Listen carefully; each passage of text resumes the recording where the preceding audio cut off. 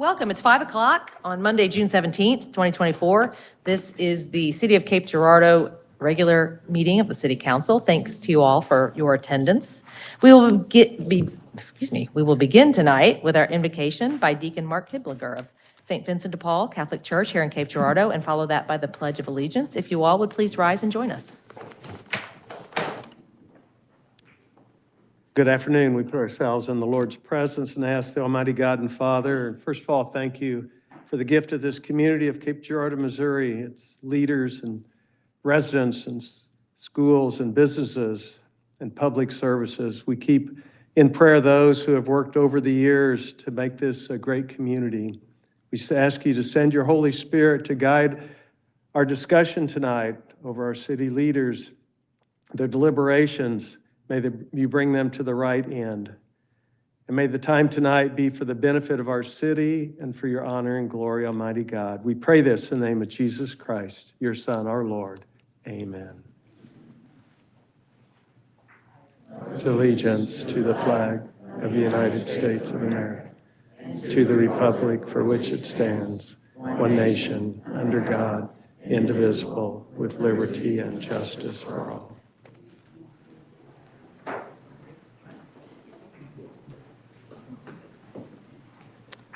All right, we do not have any study sessions tonight. We do have two presentations. First, we will begin with the Cape Girardeau Police Department 2023 Annual Review.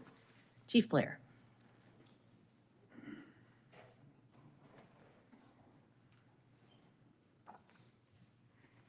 All right, good afternoon, Council, Mayor.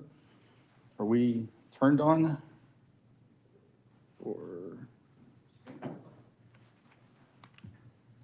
All right, there we go. All right. All right, so in our 2023 annual report that we put out a little bit earlier this year, just kind of go over just some of our statistics, accomplishments, and what 2023 looked like for us. First, you see our calls for service and our cases. Our calls for service went up slightly, about 1%, our case volume, and that's what we actually take reports on and do an investigation on or send to court on.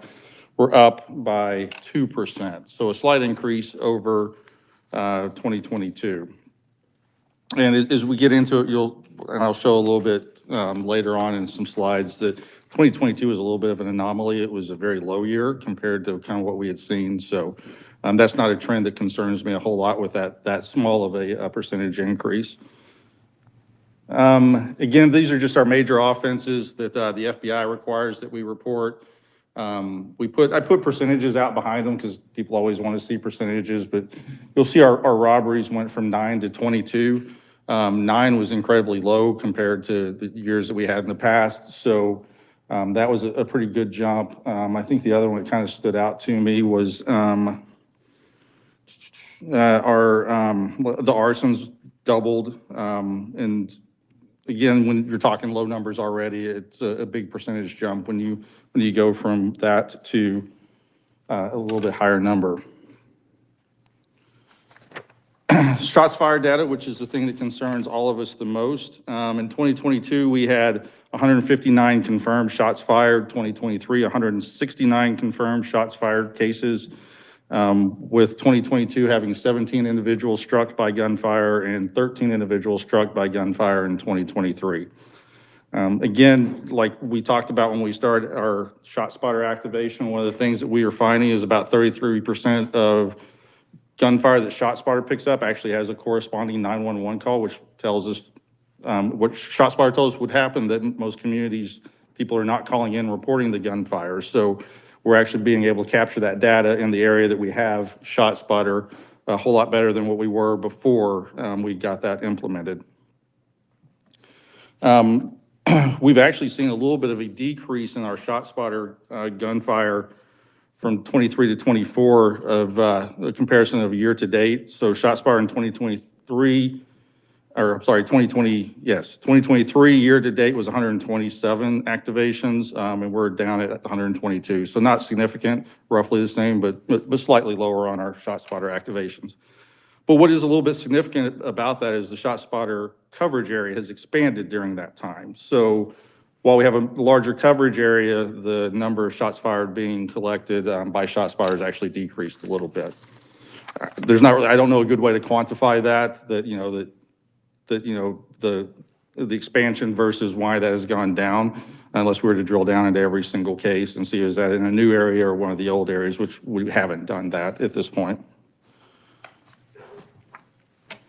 Staffing, still have 12 officer openings out of a force of 77, 6 jailer openings out of a force of 12, and then 5 communicator positions open out of a authorized strength of 11. So this is what I think is kind of interesting data to look at, is our combined 10-year trend. So if you recall, a few years ago, the FBI changed their reporting requirements. So we went to the NIBR system versus Uniform Crime Report System.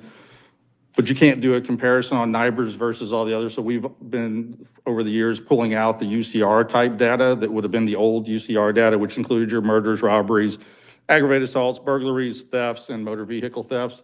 So we could see what our trends were on that data. So in that data, you see we're still trending downward. We did have an uptick, again, like I said, from 22 to 23. Again, 22 is just an outlier year, I think, a little bit for us. A good outlier year because crime was much lower than what it had been. But as you see, we're still kind of tracking in a downward trend and lower than what we were seeing in 20 and 21 on those major crime classifications. So those numbers are truly all apples to apples. I'm sorry? Those numbers are all apples to apples. Yes. You're saying, yeah. Again, likewise, in our calls for service over the years, you can see our calls for service have trended mostly downward over the last couple of years. Again, 22 to 23 increased a little bit, both in calls for service and cases. But overall, we're still seeing a little bit of a downward trend over a 10-year period. So you've heard us talk about this quite a bit. This is something that we're really proud of, our mental health co-responder program. We envisioned when they started in February of last year that they would, the grant that we wrote was that they would have at least 100 contacts with individuals in the community. And from February to December, they actually had 758 contacts with individuals in the community. Which speaks to the mental health crisis that we're seeing not only in our community, but nationally as well. So of that, they actually assisted 305 individuals, and then the 758 contacts are with other family members, people that they've assisted, that they've made contact with. It could be family, friends that are associated with that person in the mental health crisis that also are experiencing issues because of that person's crisis. And so they've been able to make contact with those people. We've been very successful in diverting a lot of folks from either jail or hospital visits and doing what my co-responders like to call a soft handoff to the appropriate services that they need to get in touch with. Again, I think I've reported to the council before before we started this program, an officer was spending 63 minutes on average on a call dealing with a mental health issue. Now that officer spends 13 minutes on a call, and that 63 minutes is still being spent, but it's being spent in a much more productive way with our co-responder unit, and the officers are able to get back on the street and do what police officers do. So we're pretty proud of this program. We think it's a very successful program and looking forward to continuing it in future years, and hopefully when funding becomes available, actually expanding that to a more robust program and getting more coverage hour-wise on the street. Chief, I'm sorry, just to clarify, the number of individuals, those are separate people. I mean, that's not Yes. different. Gotcha. I know it says that. I just needed to make sure. Yeah, no, yeah, it does not say that, but yes, those are separate people, yes. Okay, thanks. Hey, Chief, does the county have a similar program? The county has a program inside their jail that's very similar to what we do. It's the Jail Navigator Program. Their contacts are typically with people who are coming into the county jail that have the mental health issues, but they're essentially doing the same thing, just in the confined jail space itself. Thank you. Certainly. Again, technology, we expanded our footprint from 1.5 square miles to 2.6 square miles on ShotSpotter. Our officers have found a whole lot of success in that. They're able to get on scene much quicker. And as you've seen, we've made, in several of the shootings we've had lately, we've been able to make arrests pretty quickly. Some of that's attributable to being able to just get there a little bit faster. And some of that's attributable to just our officers doing really good investigative work on the back end too, and making some arrests pretty quickly. The flock technology we implemented last year, we now have over 40 cameras across town, and that combined with ShotSpotter has been amazing technology because they work very well hand in hand with each other. We get a ShotSpotter alert, we can start looking at our flock cameras that might be in that area and seeing what vehicles are coming and going from that area during that time. We've been able to get felons with firearms off the streets numerous times with our flock alerts. We've arrested murder suspects out of both our community and other communities just by plugging in license plates and then finding them in our community with the flock alerts. So that is one piece of technology that I think is money very well spent. And our officers are very, very happy to have that because it really does help them be more effective on the street. Just a real quick question, and that is not just for, I mean, I think most everybody up here knows what ShotSpotter is, but I don't know about everybody sitting here with us tonight or watching online. Can you elaborate a little bit on what ShotSpotter is, the triangulation, how that helps you? Yes, yeah, a very, very good point. So what ShotSpotter does for us is there are sensors all around town in the coverage area. And when gunshot goes off, those sensors, they're put up on tops of businesses, poles, wherever we could, ShotSpotter could find the locations to put them. But then when there's a gunfire, that technology can triangulate down to within, I think it's like 30 or 40 meters where that gunfire was.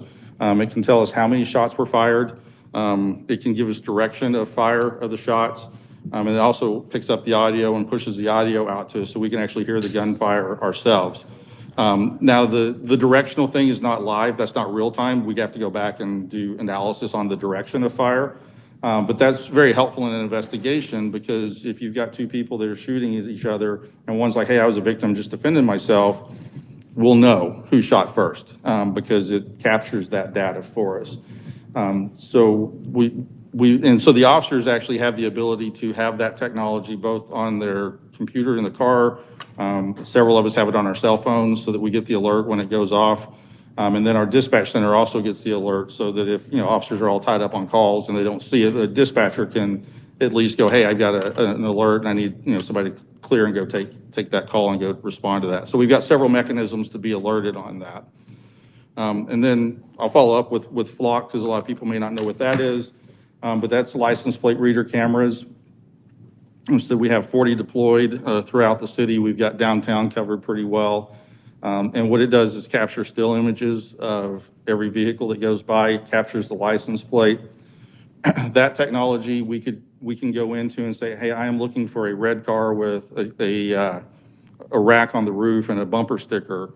And we can put that in there and it will pick up if one of those vehicles has gone through. So it's more robust than just reading a license plate.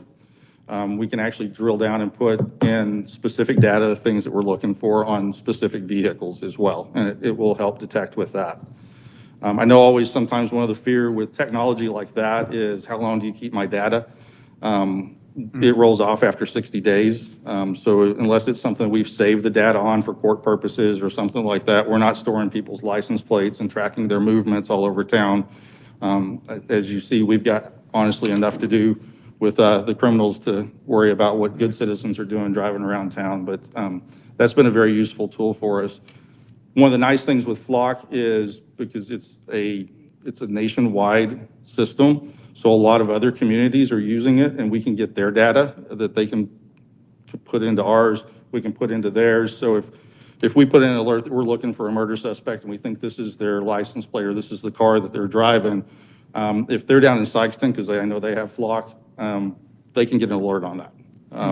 St. Louis could get an alert on that for us. So it's been very helpful, like working together with other agencies too. One example is I know that there was another community further south of us that were looking for some people who had supposedly taken out a hit on one of the gang members in their town. All they had was license plate data, was input into the system. We found that vehicle cruising around in our community, and within a couple of hours, we had a felon in possession of a firearm in custody and probably prevented a murder in another community that night.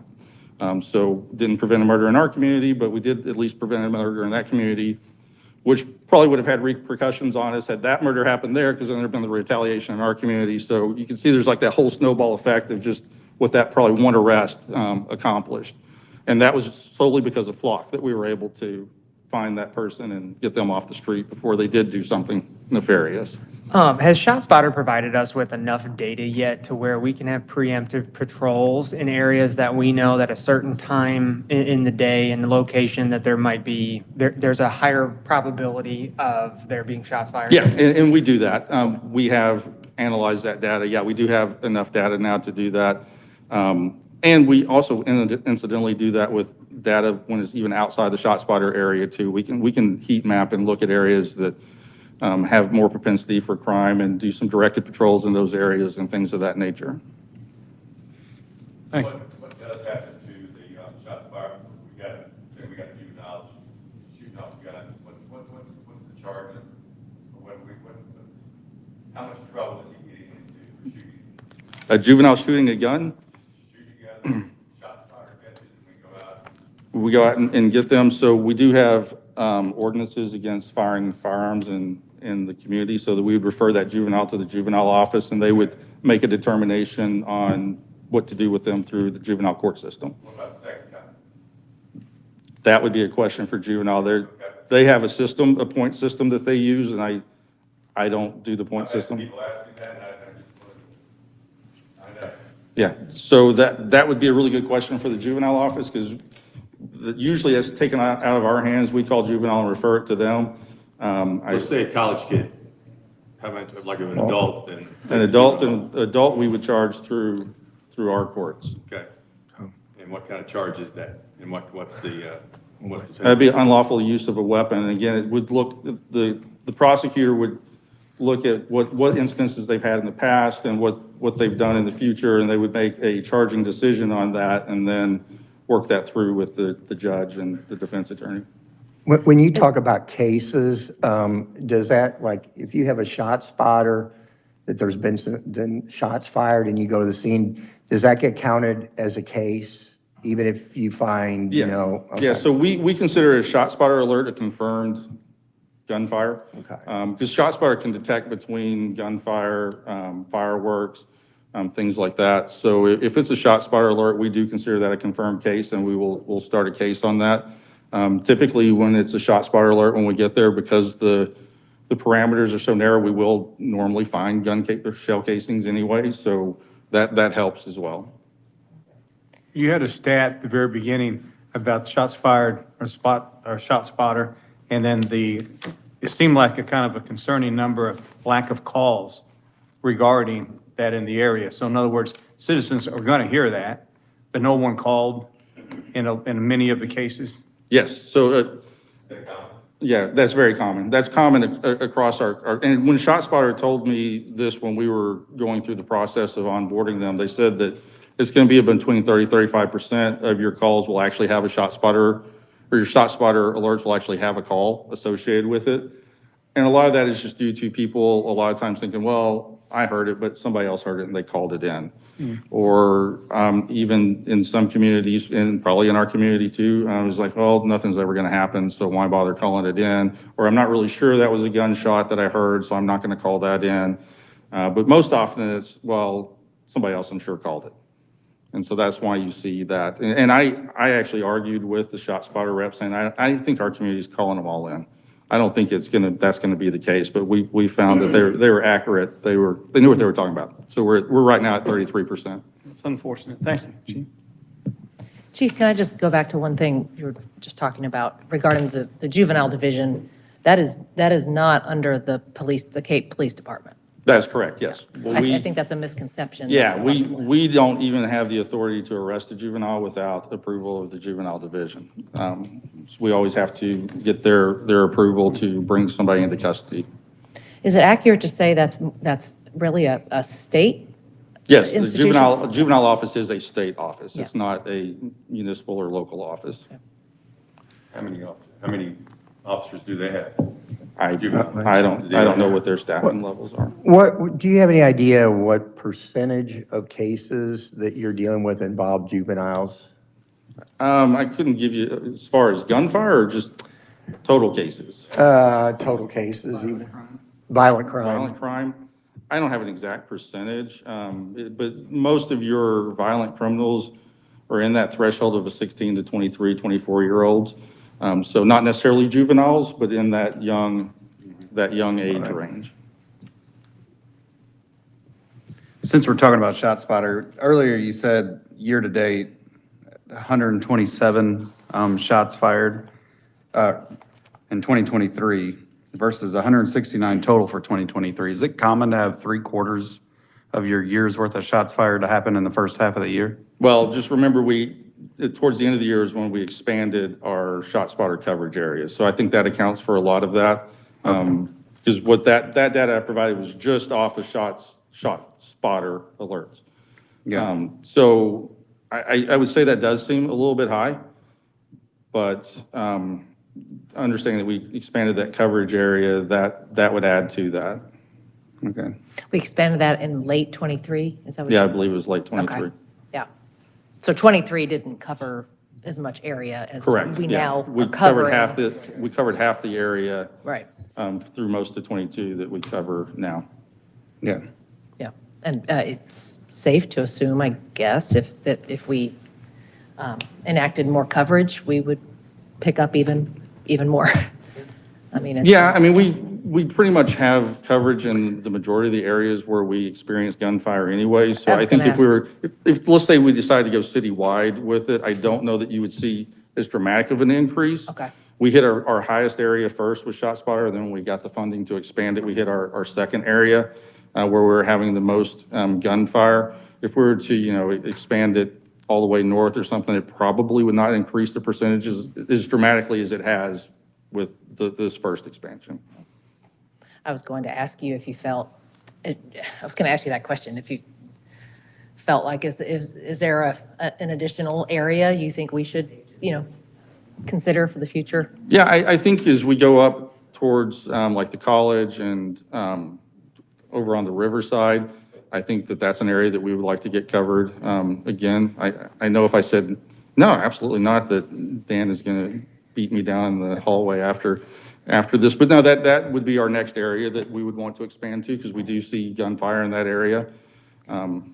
But then outside of that, there's not a whole lot of other areas that we would probably recommend an expansion into. You wouldn't consider a hotspot? No, Just no. kind of- Yeah.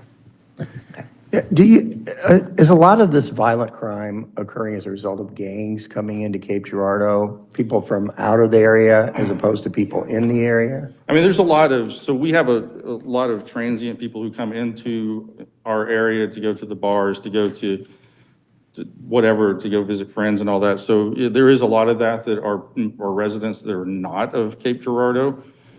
Just to attribute it strictly to like gangs in the traditional sense of Bloods versus Crips, no.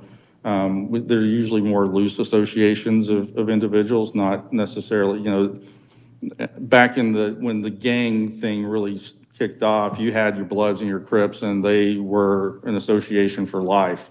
Now what you are seeing are some looser affiliations where this group might be, for lack of a better term, in conflict with this group, but then the dynamics of the people sometimes switch groups. And so it's not, straight up where they're flying colors or doing something like that. It's more just people with disagreements with each other. Really that and the drug trade is a big piece of it too. Good on that.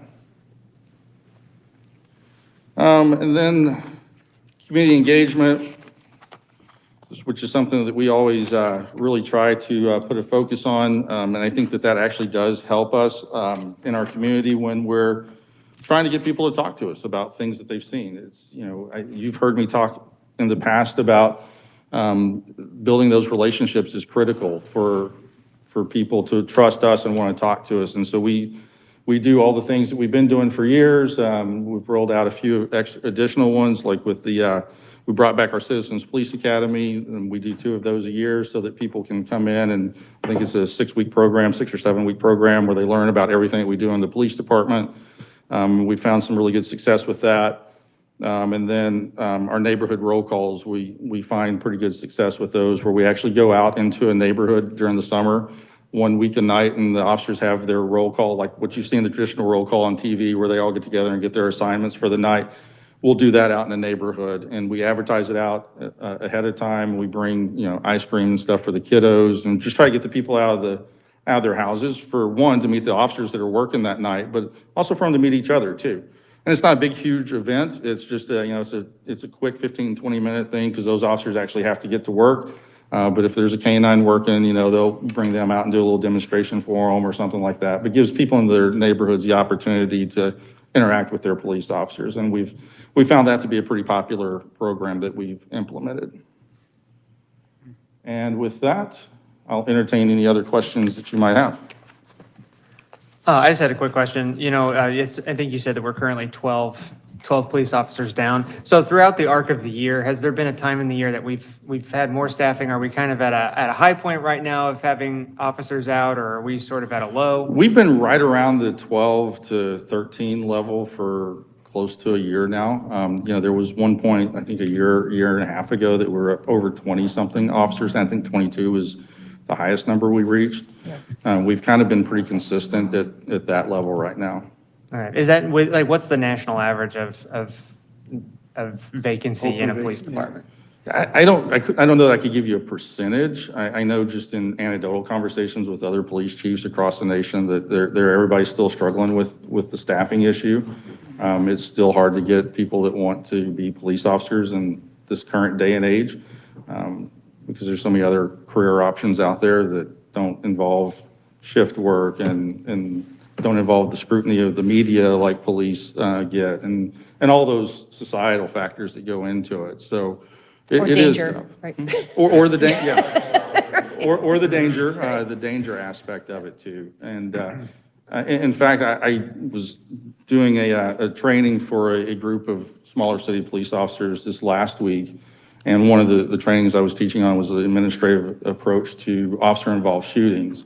And I got to thinking about, throughout my career, how many officer-involved shootings I've been involved in, not myself personally, but through an administration. It's like over 6 or 7. And most smaller cities are like, wow, you're kidding me, 6 or 7. But most of those have been in the last 10 years. And that's what you're seeing across the nation too, is just a much more violent society. And so if you're thinking about, your kids wanting to get into a career, and that the society is getting more violent, police officers are getting shot at more, would you encourage your kid to go do that? And a lot of people would probably not encourage their kid to go do that.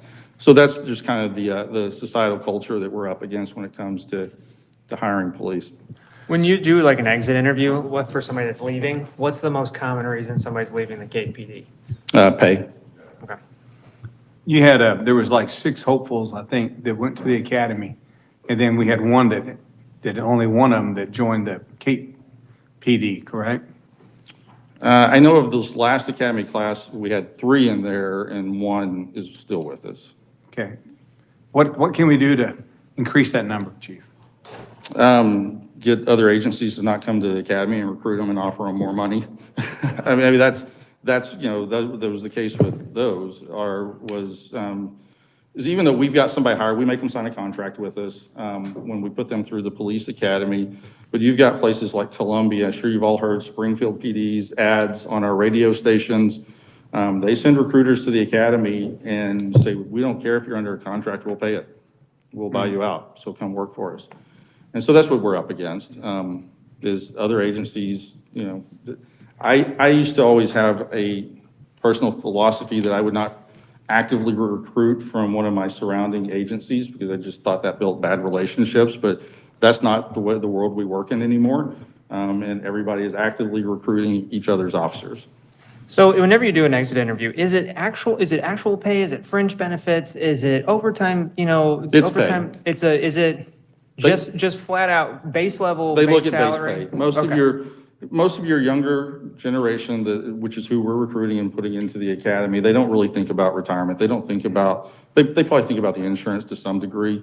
But pay is that's what they're looking at. They're looking at bottom line, what am I getting paid? What's the starting salary versus what is somebody else's starting salary? Where's the place that we lose most of our people to? Recently, we haven't lost a whole lot of people. We just haven't been able to fill positions. Okay. So, but I know that we've lost some up north. There was at one point, we lost several to the sheriff's department when they got their big pay increase. We haven't seen that since that time. And then we're losing, to retirements and things like that and just not refilling those positions. Chief, can you, Oh, no. okay, can you touch on the university incident? I think, we hate to say it happened, but of its kind here. And what is the police department doing to be proactive or working with the university or the schools? Because that's kind of really prevalent on the mind of many people, and safety and security is important, which I understand some of the numbers going down in that technology, but I do believe it's not just the council, but the public safety department to make sure citizens feel secure. So what action steps has the police department take? I know sometimes you can't prevent those things, but what steps have been taken to alleviate it as much as possible, an incident like that? Or can you touch on it? Right. So the university has its own police department. We're not the university police department. So we don't have the authority to go in and tell them what they need to do on their campus or how to do it. We do work collaboratively with them, and we offer them our assistance when they need it. We responded to that incident, and the major case squad took over that incident. But with our schools, we're in constant contact with school administration, with the school resource officers. We work very, very closely with them on talking about through preventive measures, things that can be done. We do active shooter training every summer in our schools with us and surrounding agencies. So we do those things. With the state, with this, not state fair, but our SEMO fair, we meet with the fair board and we tell them that, we want you to be wanting people. We want you to put up tall fences. We require that you do these things so that we can keep that from happening on properties that we have control over. So we do those preventive things where it's something that we can control. I guess another question I have too. I had an opportunity to speak at SNAP. It's certain organizations in our community that are intentional about gun violence. I'm all about community engagement because that's what I do. But what things has the department done to connect with organizations, not SNAP or Moms Demand Action? I guess when I had the chance to speak as a council representative, they call all the names of the unsolved cases. Now, to me, that was very powerful in that regard. So even though I see Salvation Army things, neighborhood roll call, which are nice, but sometimes they passive. But when you work with organizations that's aggressive or intentional, how do you all work with them to help facilitate their mission, which not necessarily in line with everything the police department does, but the mission to help make this community safer? I mean, everybody wanted to be safe, but I was just wondering what regards do you all have in organizations such as this? Yeah, Or these? we communicate with police and SNAP, and we work with them to help, promote their message and try to come alongside them in ways that we can help with them. And we do sit down and talk to them and listen to what their concerns are. What percentage of violent cases, anyway, go unsolved? What's your clearance rate or whatever? Yeah, so on violent crimes, our clearance rate, last I recall, was somewhere around the 55-60%. If you were to look at national averages, that's somewhere between 40 to 50. Those numbers get a little bit fuzzy with national averages, but I think we're above the national average on clearances. That's good. So I had a follow-up question to Councilman Presson's questions there. What I heard there with the vacancies was, we not necessarily losing to other agencies, but what I heard was it was not necessarily a retention issue, it's a recruitment issue. It's a recruitment issue, yes. Okay, that's what I heard. We're gonna go poach other communities and try to get through. What? We're doing ours.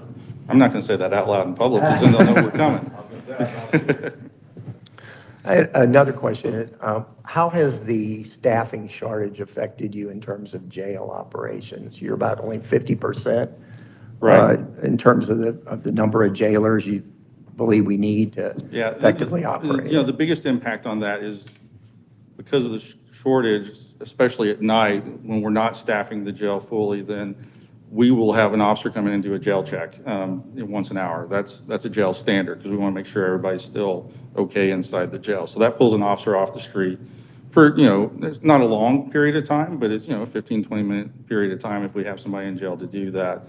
The officers are also having to book their own prisoners in because there's not, you know, if there's not jail staff on there, which that could add 30 to 45 minutes of their time that they're not out proactively patrolling, they're doing basically jailer work.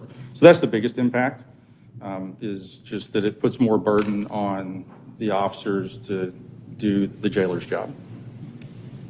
I do have a question too. I understand the challenges of pay. I mean, I think every position and department, people always want more pay. Are there other avenues and ways to recruit people beyond just pay? Sometimes it's extra incentives or a certain type of community people looking for. Sometimes it's not just base, it's the other incentives that's offered for opportunities such as this or any opportunity for employment is concerned. Have you all kind of touched on and figure out some things in that regard to Yeah, so- help balance that? Yeah, so we've tried different things. We've broadened our reach of where we go and do recruiting just to get outside of our specific little area here.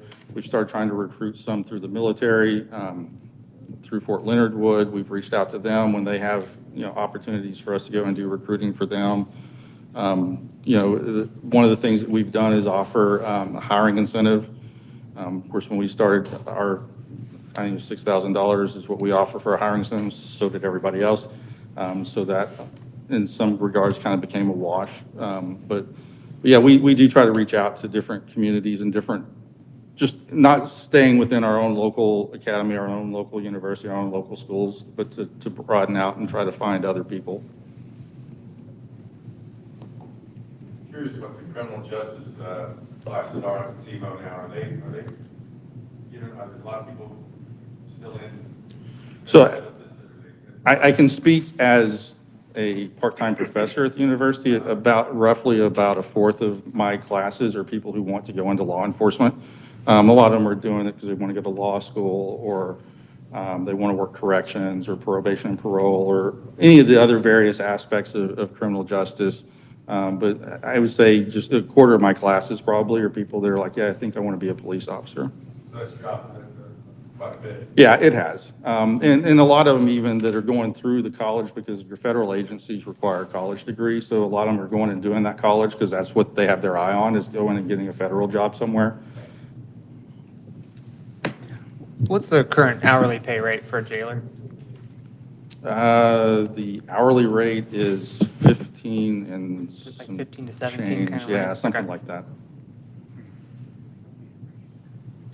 I'm going to kind of change a little direction here. In my ward, we have one that's a constant problem on an apartment complex with an owner from out of state. There are loads of other issues with complacent landlords and out of city, out of state, out of region absentee landlords. What can we do to fix that? It's constant. In Ward 1, we've got an issue with one very large apartment complex that you and I exchanged emails about this week. How do we lock down on this? How do we find a solution to make these places safer places to live? Well, I think there's some things that we can do to strengthen our ordinances with landlords, and Trevor and I have been discussing that, and I know he's working on some landlord programs that will put some teeth into some of our what we would like to see them do. One of the things that to me is that we have a crime-free housing program that various landlords can go through, and very few do. And I mean, if we could start requiring them to do that we teach them how to make their properties safe places, and then we hold them to a standard. But if there's not any teeth, then there's really doesn't matter if we tell them that they got to be held to a standard. I'm at the point that I want all the teeth. I want to see those teeth, and I know if you guys are working on ordinances, we've got to get some teeth into this stuff. Yeah. Because it's really, really important. Yeah, nuisance law, they need fangs right now, not teeth. And I think we also need, if we can't pay them more, we need to look at I think the city and the county need to look together how we do some tax tax incentives and things that would be recruitment incentives for them. If we can't pay, can't increase their pay, how do we decrease their expenses? And I'm with Dan. You know, it's a lot of landlords in our Ward 2, so I think me and Dan have some of the same similarities. And I do think we need to strengthen, which, you know, Mayor Kinder is helping lead the force with the task force, but the more we work in synergy as a city and with our citizens, I think a lot more get done. When I spoke this weekend at a couple of events, it was like, okay, the city's responsible, but also the citizens are responsible for different things that go on too and be accountable for that, so. And we'll be hearing later in the summer, right, about some of those things. Yes, inspections, permitting, and myself, we've been working on a rental program that does have a lot more teeth. We have to make sure the statutes can hold up in court of a lot of the penalties that we have listed down for these landlords and tenants. We do have several landlords in town that we're working with. We have several that we want to look at the program to make sure they're going to be on board. We want our good landlords on board with the city to say, this is a good program. Give us some ideas of what we can do to help this process move on. We've almost got it finished now, but we are looking at a lot of legal aspects of holding certain things, fines, shutting the place down, keeping certain amenities from the building where it can't be rented. But we have to make sure it's legally where the city can do that, and that's what we're working on now. But it is hopefully later this summer. We want a very good program that we can send to city council, but I want to assure you, myself and our staff's been working on this diligently now for, I think, about 5 months. We're into where we're looking at the legal side. Then we're going to bring in several owners of numerous properties and the ones that take care of the properties and say, what are your ideas? What do you like? What don't you like about this program? And they'll be sending it to you all and Dr. Haskin to make sure, I want your ideas. Let's make a very good program for the city of Cape to move forward to help out the police chief and his men and women, because we have talked about this in length with the chief and his staff. And as long as we can take it to the greatest extent of what we can do. You know, that to me is really of utmost importance. You know, a lot of people forget Cape Girardeau at 39,500 people is the largest municipality in our entire congressional district, which is a 28 county congressional district that almost incorporates a quarter of the state of Missouri. And so this is the most metropolitan place to be a police officer, to be a property owner, to be a landlord. And so we have to look at this from, you know, we're the largest population base in this entire congressional district, Missouri 8th. And so we've got to look at those solutions on that larger scale because we attract people in, like Chief said, you know, from all over the region to do great things like shop and go to the theater and other things, but then they also come here for nefarious reasons. And so I want to make sure that we can put as many teeth into this type of ordinance as we can. Chief, just one last question before I'm done with you. What makes the Cape Girardeau Police Department the best place in Southeast Missouri to work? I think it's because we have, and always have, even since before I was here, some of the most dedicated professional police officers. We are a model for other police agencies. They want to come and replicate things that we do. We train throughout the state. Like I said, I was at a conference in Branson training police chiefs, and I'm not the only one who does that. Our staff does that across the board. So in the law enforcement community, it's a very, very, very well-respected police department. And in this community, it's a very well-respected police department. And I think that's a dedication to their commitment and professionalism. Well, and I think I can say for everybody, you know, this is a city that supports its police department and that we want to see the best for it. And we want to make sure that our police officers feel supported out there because they're doing great work for us. And so just on behalf of myself, thank you and your whole team for doing what you do and showing up every day because it's the city of Cape Girardeau is a great place to live. And a lot of it's because of police department. Thank you. Thank you, Chief. Thanks for all your time, Chief, Chief. I just wanted, just before we go, just to jump on to a little bit of praise. You know, we have had several, you know, very high-profile, traumatic, violent things happen thus far this year. And I unfortunately, I think what sometimes gets lost in all that discussion is we've also seen some excellent response. Some very impressive work by our police department. A lot of quick and great work by your department. So regarding the response, and especially knowing that, when everybody's trying to get out of the way, seeing our officers rushing in and dealing with some really traumatic response and dangerous situations, I've been very pleased to see all the work you guys have been doing, so thank very you. much. That's Anything? yeah, I was Thank going to say, if you could speak to your force and let them know how genuinely appreciative we are. And one, it's very obvious that you guys have ratcheted up from not just the enforcement side, but the prevention, proactive side with your community involvement and everything that you did on that slide. And I know that's a scratch of the surface, and that's huge, and that's what's needed, not just the enforcement, because on top of all that proactive work you're doing, 42,000 calls for service breaks down to about 115 on average every single day, with 16 to 17 new cases a day, with at least one unique individual getting mental health services from your co-responders every day. That's huge. That's what our community needs, for our safety, for our vitality, and for us to continue to prosper. So thank you, guys. Thank you very much. Thank you, Chief, very much. All right, well, changing direction then to our infrastructure. We next will have a presentation on the water rate analysis report.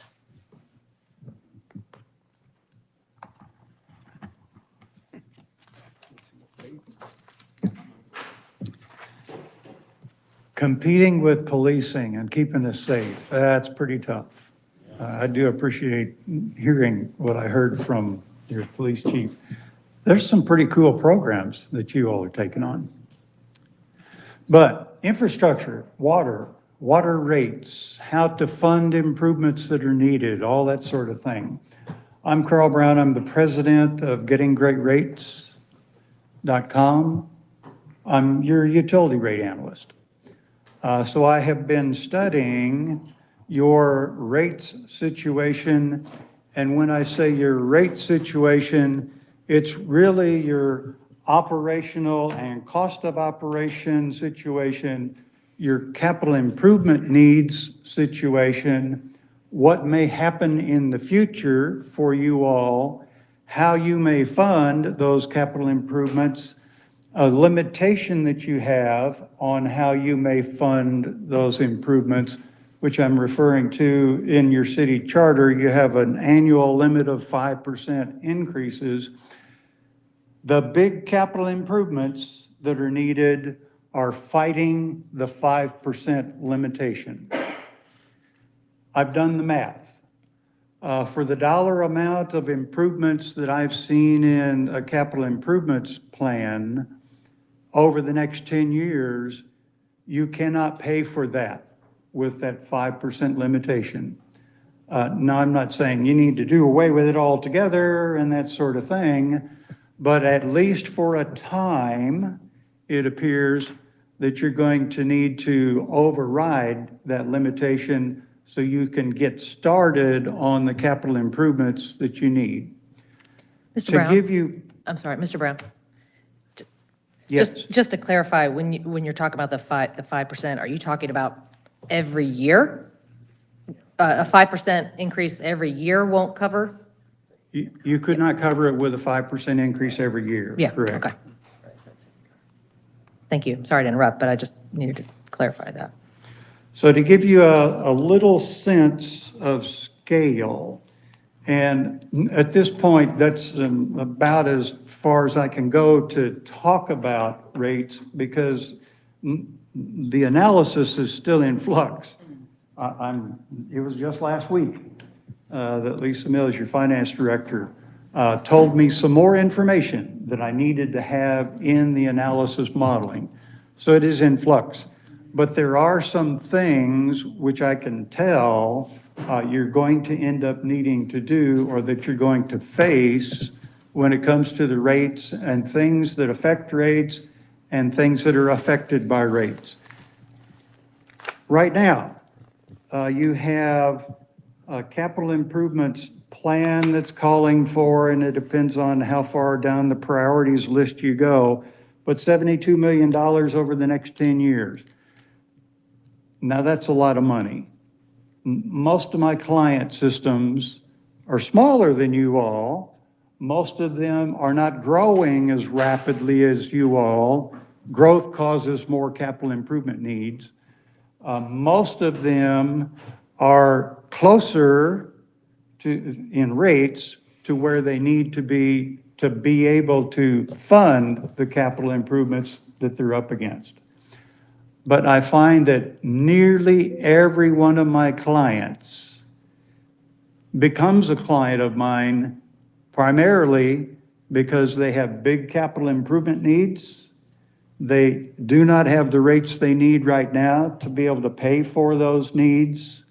Sometimes they don't even have the wherewithal to be able to go out and borrow money, which also, by the way, is another constriction that you all have. So their needs for them are big, but relative to the situation you're bumping into, usually not as much. So you all are kind of up against it to be able to fund capital improvements. A little sense of scale. A system with a budget your size should have total reserves, so that's operating reserves, repair and replacement reserves, capital improvement and debt coverage reserves. You roll all those into one big reserve package. A system of your size with your kind of capital improvement needs should have total reserves in the vicinity of $20 million in the water system. You don't have anywhere near that. Your system needs to build over the next 10 years, it appears, something on the order of $70 million worth of improvements. Your system, were you to try to build all those improvements over the next 10 years and at the same time raise your rates 5% every year, you would come short of being able to pay for all those improvements to the tune of about $13 million. So you'd be $13 million in the hole were you to try to do all those improvements. That's just at the break-even level. And then if you layer on top of that the $20 million reserve that you should have at the end of 10 years, then you're in the vicinity of about $33 million short of being able to do what it appears you need to do over the next 10 years for capital improvements, operating and operating cost inflation, and everything that will happen to your system over the next 10 years. I'm giving you what seems to be a really grim story. And yeah, it's when you're talking multiple tens of millions of dollars, it's a grim story. But there is a little bit better lining to the story. Right now, at your current rates, your affordability index, quick little study here, the affordability index typically equates the monthly bill for water for a 5,000 gallon per month residential customer and the median household income in the service area of those kinds of households.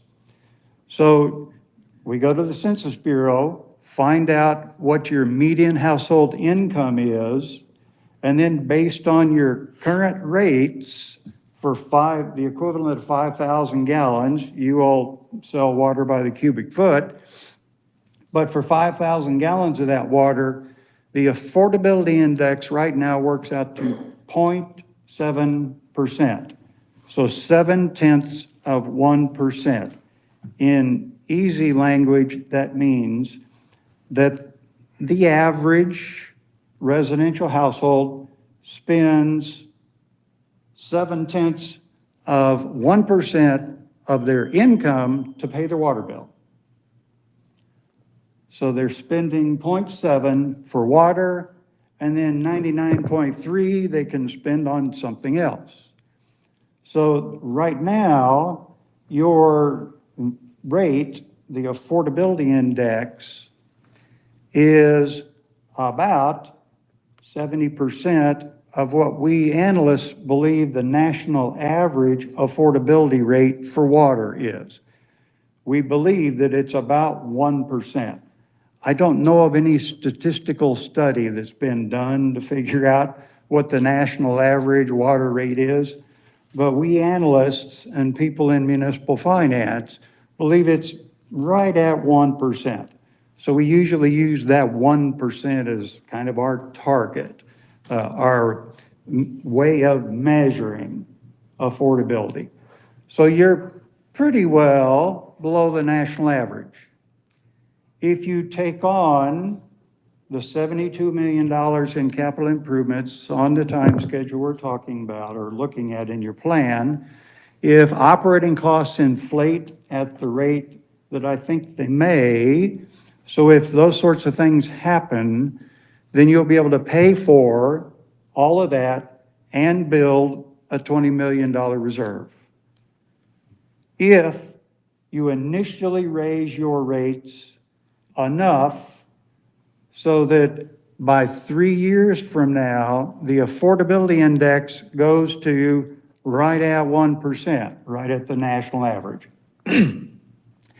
So the silver lining of the story that I really want you to take away is, yes, it does appear that your water rates need to go up a lot, but they're quite affordable right now. And they will only be about as unaffordable or affordable as the average around the country if you take on this huge investment in Cape Girardeau. I like to contend that policing, yes, is very important, but in reality, the first thing that everybody needs if they are to invest in a place to live or invest in a business is utility infrastructure. And number one of those utilities is water. Without water, we don't live very long. Without water, business does not operate. Water is the foundation of all of it. And then on top of water, we build sanitation. And probably after sanitation, we build policing.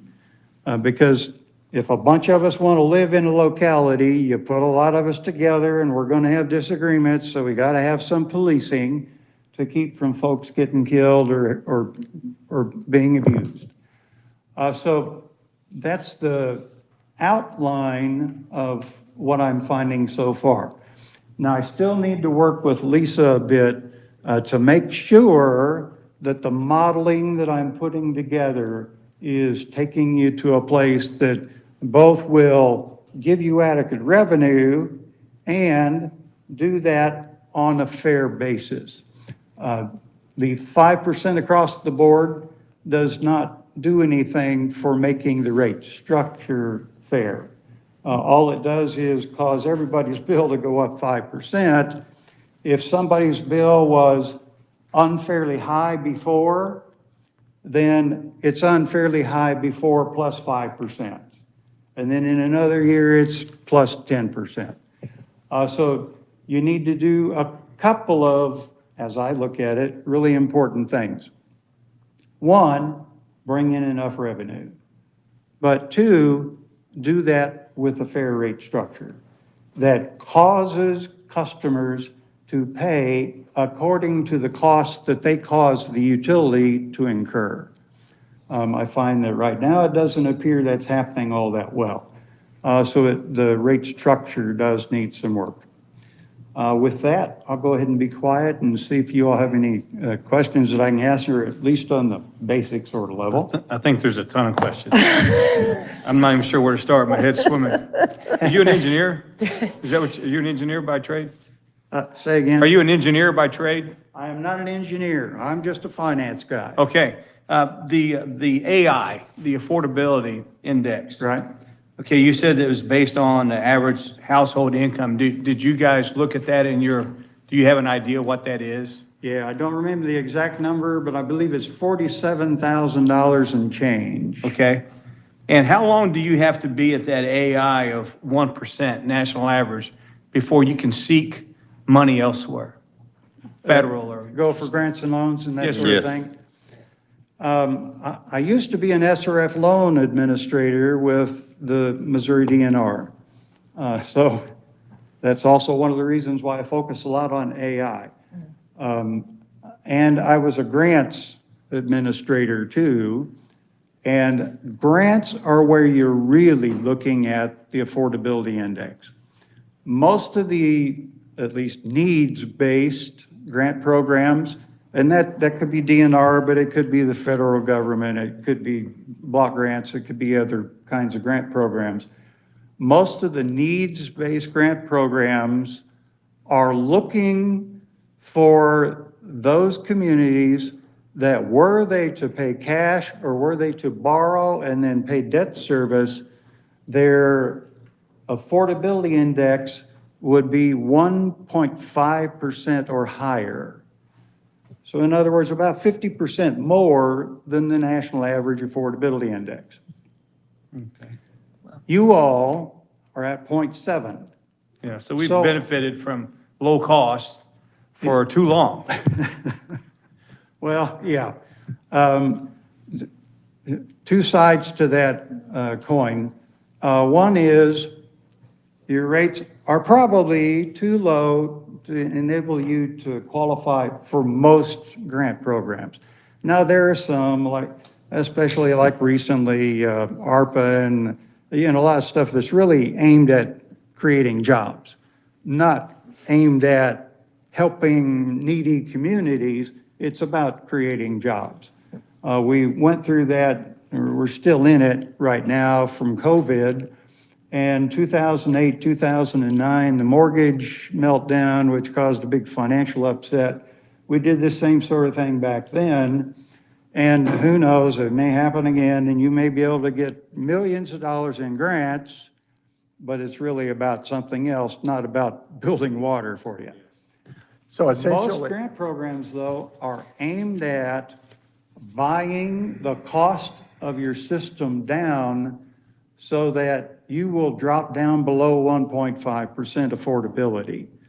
You won't even be at 1 based on my calculations so far. So that's the bad side of the story, but the good side is you've already arrived at the place that the grant programs would want to take you to. You don't want to be in the place where it costs 1.5% affordability. People are spending 1.5% of their income for water and probably something like that for sewer. You don't want to be there.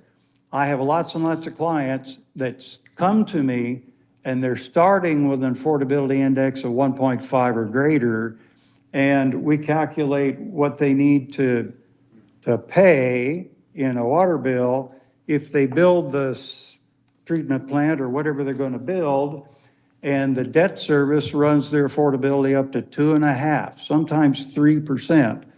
Those are getting to be some really unaffordable rates. You don't want to be in that place.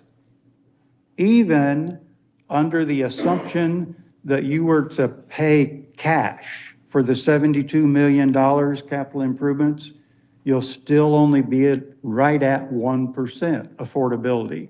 You don't even have to borrow to be able to get to that place. And in fact, you're basically out of borrowing limit, so you can't borrow to build more water, but you can do it with the rates. So that's kind of the overview of it. Now, I had a question back over here on the left. Well, Mr. Brown, but can I just, something you just said, you're talking about getting to that 1% if indeed we raise our rates to a certain point. Yeah. I mean, that's something we would have to do. If you raise your rates enough to be able to basically pay cash for the 72 million, build the 20 million reserve, and pay all operating, maintenance, and other costs for the next 10 years, then yeah, you're going to have to take the rate, not necessarily the affordability index, but the revenue generated from rate increases up to the vicinity where it would be, right at 1%. Right. Are you going to create a very detailed report for us on this? It's going to be real darn detailed, yeah. Okay, because as, you know, I think if the public, all of the Lisa's shaking her head, yeah. You know, so Sitting on where fast we calls. stand now is the city of Cape Girardeau has very affordable rates in comparison to other cities. And so just trying to figure out that path forward of how do we maintain affordability, but then also look to the future of building additional infrastructure. I look forward to that report. I have a feeling when I read about it, it'll probably be a lot easier to kind of come to terms with than Right. to grasp. What have you come up with on your analysis as far as our rates? On your analysis on who's paying what? What have you come up with on that? You have rate classes, Okay? so different customer types, basically. So you have rate classes, your accounting department, perhaps is what it's called, right? The accounting department with billing has a software program, a billing program, that usage data is loaded into, and then that billing program calculates the bill for everybody every month based on their rate class, so what they pay in the minimum charge, and then their unit charges, and the volume.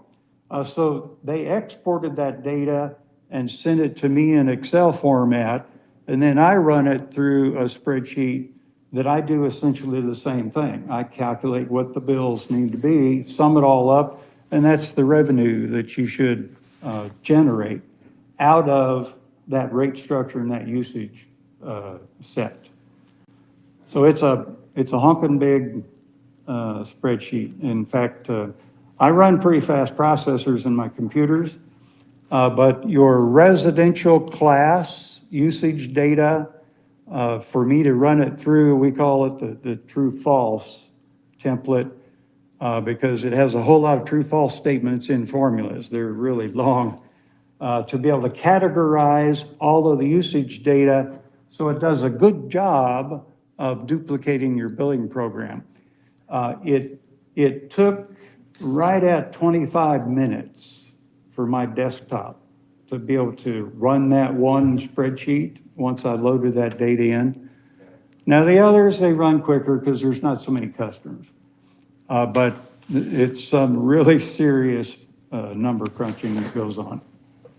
So a customer could pay a different rate from month to month depending on their usage. Is that, They pay might fall based into a on different, usage. you might fall into a different pay class. Yeah, is that right? Okay. Yeah. And I don't analyze and look at individual customers other than if you have a really big customer, and if Lisa thinks that there'll be an issue with the rate for that really big customer, then I can look at that. But almost never is that necessary. All I need to know is what rate class they're in, how much did they use each month. And then I crank the numbers, and then I come out with revenue.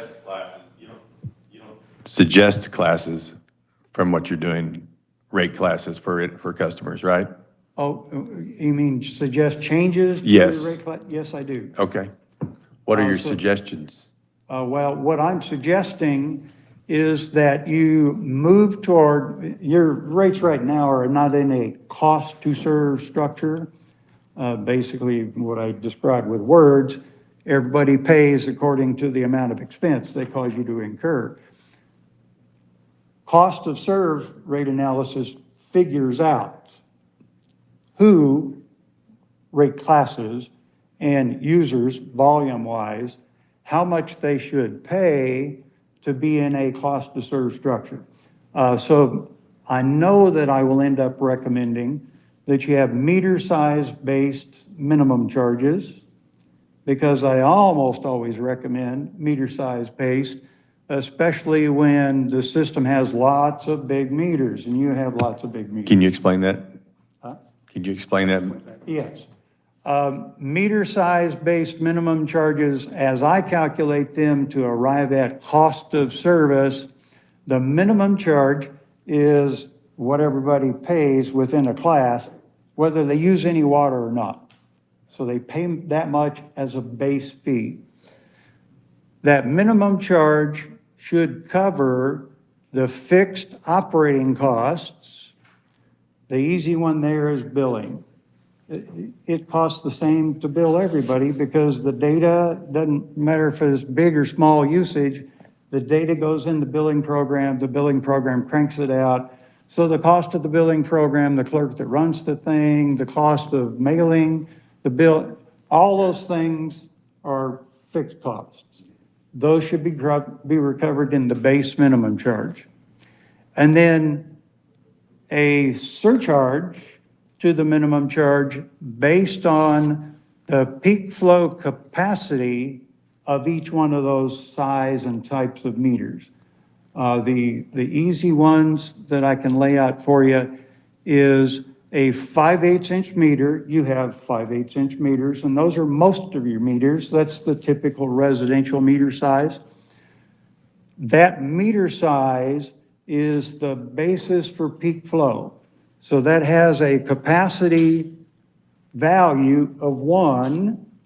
A 2-inch meter has the ability to pass 8 times more peak flow and still be sustainable and read accurately.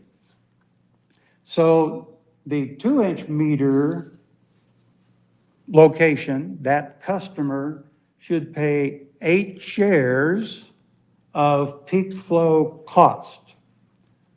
So I go to your capital improvements plan and the original value of the infrastructure to arrive at how much your total capacity is, and then I determine what is the peak flow part of that. And the peak flow part is what we want to try to recover in a cost of service structure. That's what we want to recover either from system development fees, so the fee that somebody pays for hooking up on the front end, and whatever doesn't get recovered there gets recovered over time from the surcharge to the base minimum charge. So 1 share of that from a 5/8 inch meter, 8 shares from a 2-inch meter, and so on going up the meter size. So over, you'll have to call it a reasonable amortization period, I use 40 years as the average depreciation timeline for an entire water system. Same for sewer. Some things won't last 40 years. Some will last for much longer, but 40 years, I think, is a pretty good weighted average of the infrastructure's lifetime. So amortize that total cost over 40 years, that gives you 1 year's worth, and then you know how much you need to recover from surcharges in total from everybody, and then it's just a matter of the math to take it down to a 5/8 inch meter, a 2-inch meter, a 4-inch meter. So you add that value, that dollar amount, onto the base minimum charge. That's the total minimum charge based on meter size. That's probably about as succinctly as I think I've been able to describe that before. What percentage of customers have 4-inch, 2-inch, and 5/8? You don't have very many 4s. You have a lot of 2s. How many 2s? As I recall, I think it's 87% of your customers are 5/8. So would your analysis suggest changing those? Would that be part of the infrastructure? Say the first part again. Would your analysis include changing those to be all the same? Or will they differentiate in the size that you're talking about as far as water capacity? They'll be different for each meter size. Okay. It's based on The minimum charge. capacity needed, Yeah. right? So Capacity. for- So our system, you were talking about guests are planning for a 40-year amortization. The fact that our system has lasted 90 years, is that pretty impressive? That sounds pretty impressive. And that's also why you need $72 million worth of insurance. So, I get it. And to clear up what David said, if you're charging $1 for the 5/8, the 2-inch is going to pay $8. For the surcharge. Correct. Yeah, that's what gets added on to the base. This is not what the rate will be, but to make I'm just giving demonstration easy. we're needing some sound numbers. I mean, Yeah. I don't think if- we're not quite ready there for that, though, Yeah, are we? we're I not mean, there. are we going to get But to further? describe the methodology, if the base minimum charge is $20, and if the surcharge per share of peak flow capacity is $1, a 5/8 inch meter's minimum charge will be $21. The base plus 1 share of peak flow. And then- 2-inch meter would be $28. And that's your base pay, and then you have a usage component, right? Yeah, base plus then the peak flow capacity. This is all And then the unit charge hypotheticals. recovers the variable cost. So if I can help a little bit. Yes, please. Awesome, thank you. So the city's rate structure is quite complicated, as you can tell. And Mr. Brown's recipe, his methodology, oh, sorry, I'm usually loud enough, but Mr. Brown's methodologies has to consider where we're at with all those components he just talked to you about, load them into his recipe and try to come out with a recommendation of where we need to be. Our purpose here tonight is to give you the insight, to let you know all the components and what's going on in the background. The key takeaway is that our 5% structure is not going to get us where we need to be. The other piece that you need to take away from this is that we're going to have to consider as a city the recipe, if you will, and where we want to go with those structures between all the components that engage what we bill. There's a usage fee, yes, but all of the fixed costs that we have to cover with our minimum charges. And our minimum charges have to cover all the different sizes of meters we have in conjunction with all of the different connection fees, the tap fees, the development fees that we have. So all of that mixed together is what he's conveying to you we're looking at. It is complicated. We all need to respect that.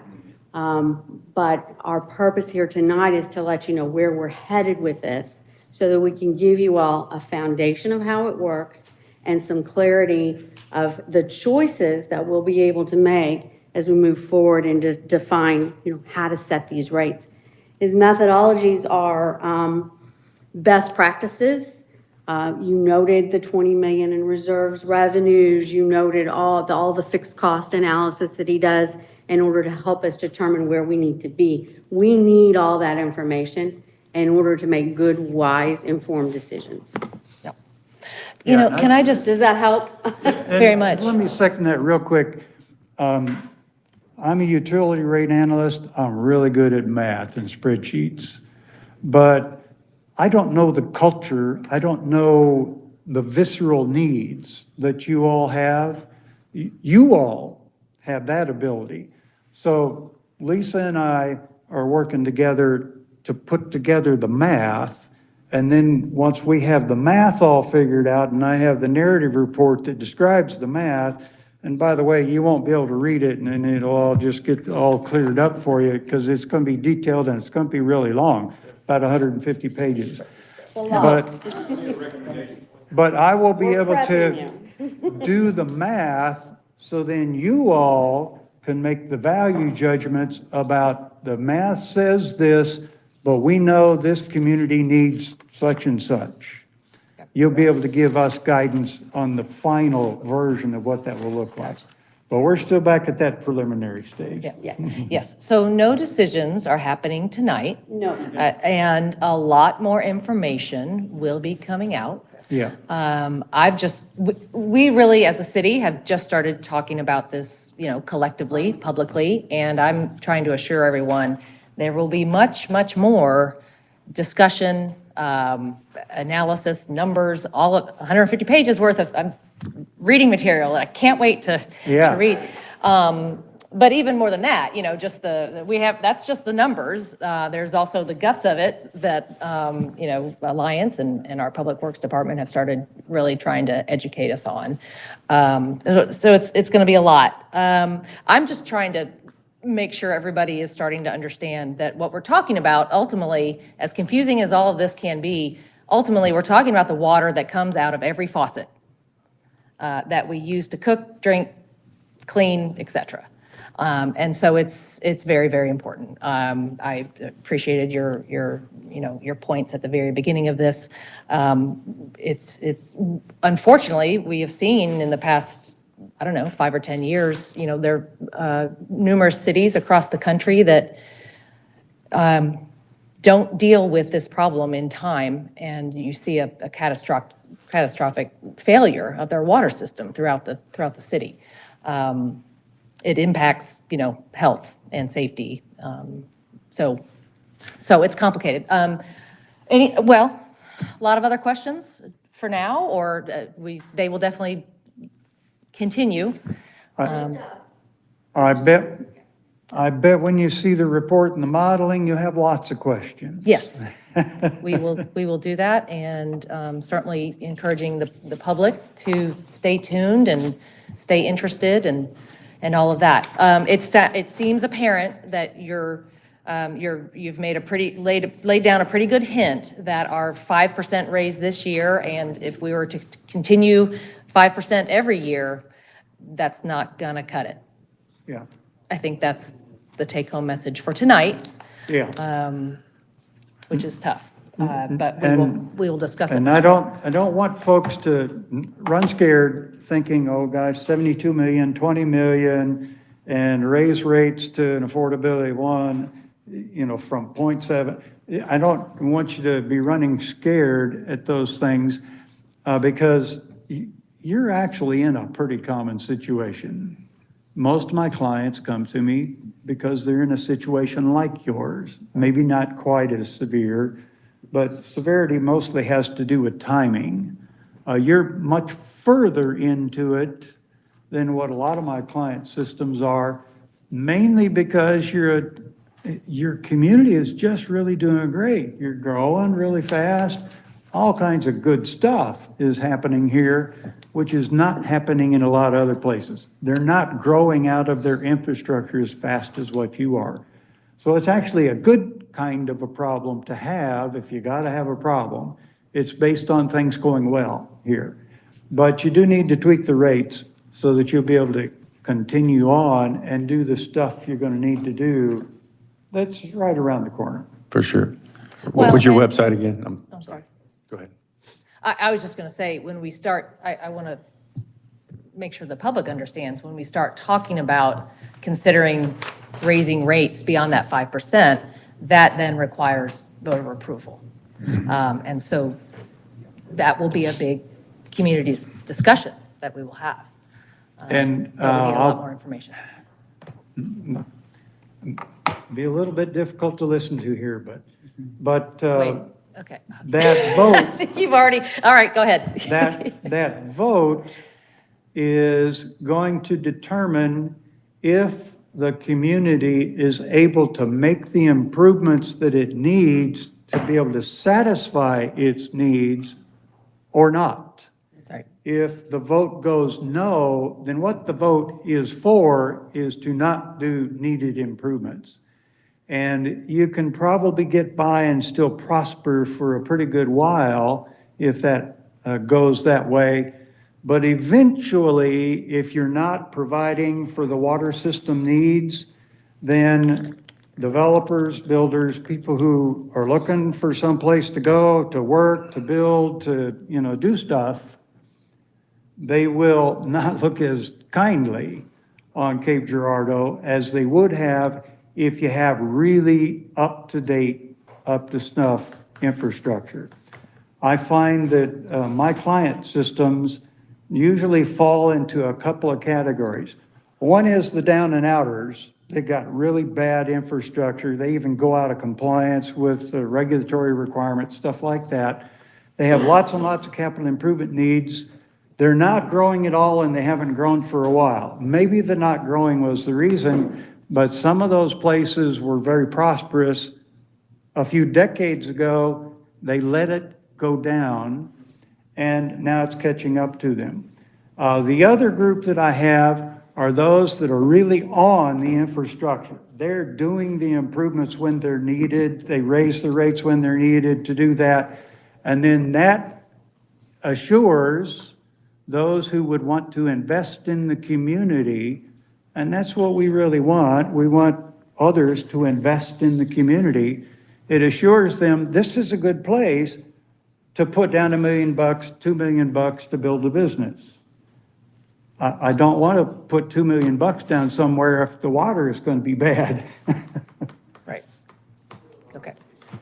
I don't think it would have any bearing on his analysis report, but I do believe we need a pretty clear, detailed report from Alliance as well as where we stand as far as, I don't know, criticality of action. That obviously won't have any part of your analysis, but what we need to do, how quickly we need to Part do of my it. analysis. It will be? yes. They did give that. It does. Fantastic, thank you. That is all. David was here. That is all coming, yeah. All of that information have to be laid out here in the coming months, right? I'm sure I will see you all before too long again. What was the name of your website again, sir? Your website? GettingGreatRates.com. Getgoodrates.com? Getting great rates. I Getting don't just great go to rates. Good, I go to. Not great. getting good, but getting Yeah. great. Yeah, good is not good enough. Boy, who's got getting the best? Who's got getting? Yeah, Mr. Pulley has some information for us regarding where we are in this whole process, if you would. Yes. So, city staff has been working close with Carl, Miss Lisa, myself, Alliance, Public Works. We've been vetting the rate study and several other studies. You will be receiving reports from city staff and him regarding where we need to be going and what's infrastructure and other things that we need to do. So that way, we can give you a detailed report of his analysis so you're able to understand what needs to be done in the city, the cost analysis, what needs to be done, and what's the best for the community and its citizens to move forward. Alliance has been working very closely with the city also to tell us what needs to be done in a timely manner, what can be done in several years, and what can be done further out. We're working with a detailed plan of what needs to be done right now. So the rate studies, he's going to give us analysis on, and the city staff with Dr. Haskin, we are going to make sure you have a very good report of what's acceptable to its citizens and to the city and what's the best for the city. Great. Okay. Any other questions or comments about this? Many more to come then. All right. Thank you very much for that initial discussion. Okay. Woo, all right. Next, communications and reports. Council, anything more to share? I think we ought to bring up the fact that we've had a baseball team here called the Capahaws for 130 years, and they've, Jess and Mary Boland have been 50 years running a baseball team that many of us have watched every Friday night or got to go out and play, and it's kind of advanced. I think we've seen this, the what do you want to call it, the travel leagues of a younger teams, and it's grown into the college ranks, and so now there's a league that the Catfish now play in, and we've got a wonderful owner of the Catfish that's done great things for the Capahaw Park area, but nothing can replace what baseball has been for Cape Girardeau for 130 years, and that's the Capahaws and what they've done for the community, and I just wanted to say, There you go. Thank you, Jess Boland, and thank you all the Capahaws for bringing baseball, great baseball, to Cape Girardeau. Right on. Okay. Anyone else? Report? All right. Okay, thanks. We have some items for discussion. Is there anyone in the audience who wishes to appear as an advisory board applicant? No? All right, seeing none then, we'll move on to the Planning and Zoning Commission report. Mr. Blaine.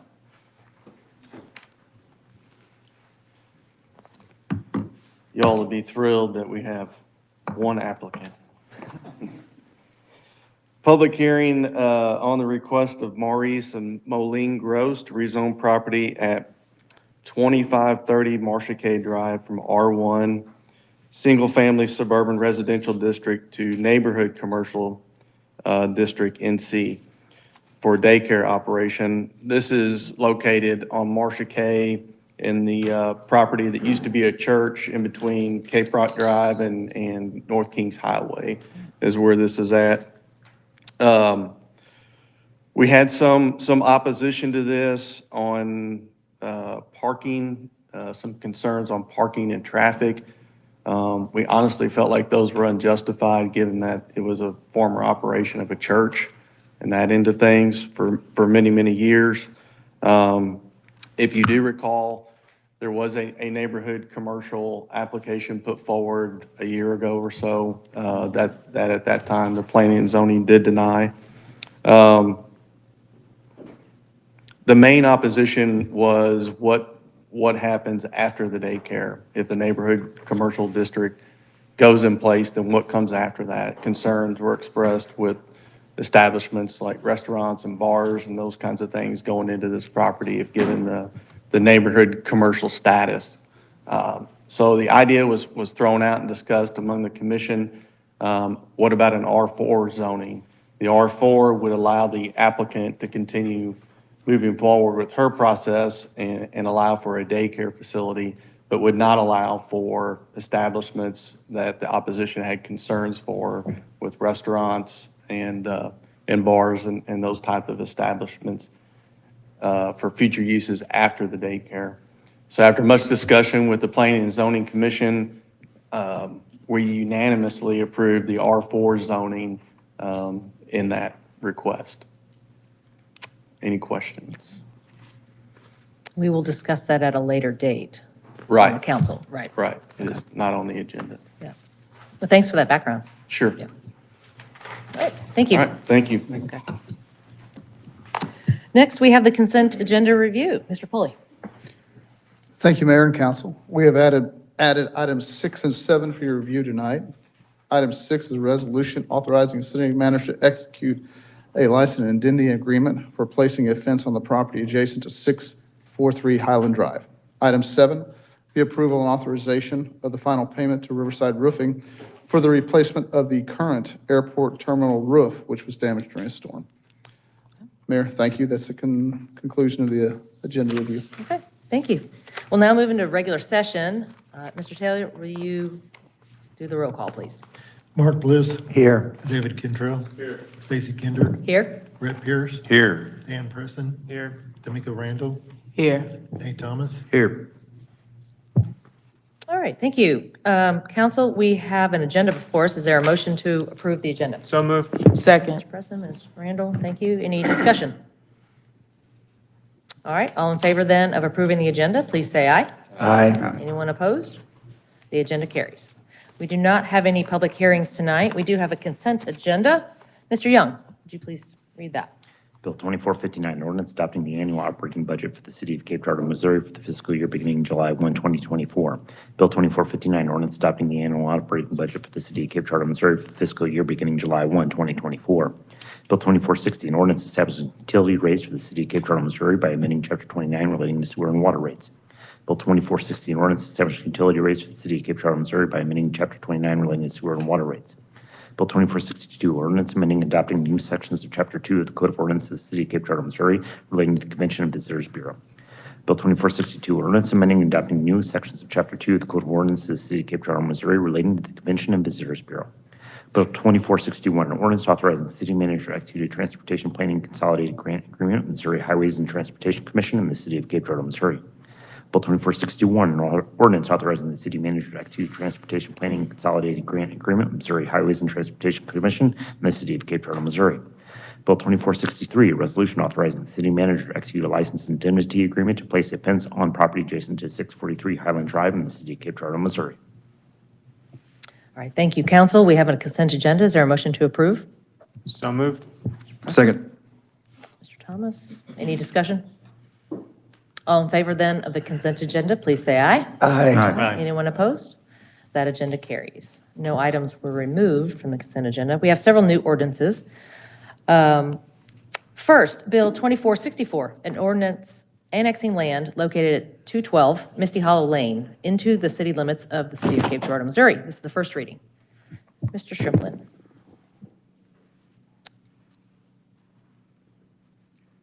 Good evening. This is an ordinance for annexing a property at 212 Misty Hollow Lane that's up off of County Road 620. It's adjacent to a property that was recently annexed in.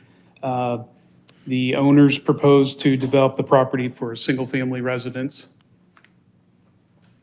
All right, thank you. Anyone in the audience wishing to appear for this issue?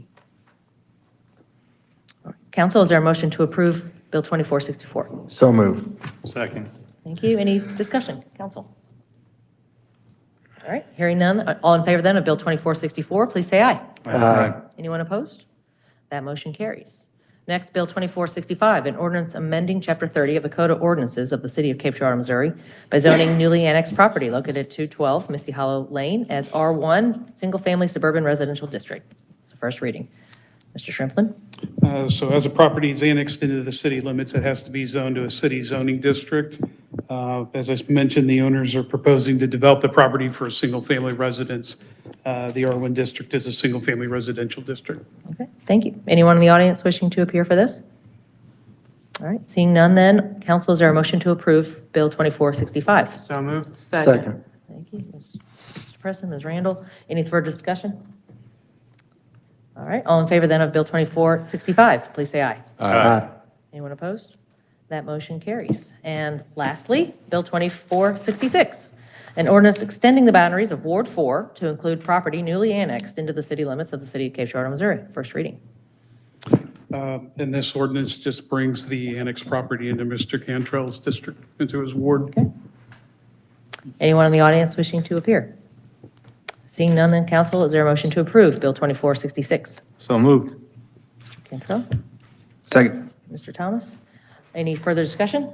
I love it when we add property to the city of Cape. Especially to David. It's just always great to add new acreage to the city of Cape Girardeau. So welcome that Misty Hollow property. Yeah, welcome 212 Misty Hollow Lane. Okay, council then, all in favor of Bill 2466, please say aye. Aye. Anyone opposed? That motion carries. We had two appointments to make tonight. First is the appointment to the Public Library Board of Directors. Council has selected Alex Gasser, Jessica Hill, Lena Matukowicz, and Eric Rediger. Is there a motion to approve those four? So moved. Second. Presson, Mr. Bliss, discussion? All right, all in favor then of Alex Gasser, Jessica Hill, Lena Matukowicz, and Eric Rediger to the Public Library Board Managers, please say aye. Aye. Anyone opposed? That motion carries. Congratulations to those four. And then secondly, we had appointments to make to the advisory board of the Convention and Visitors Bureau.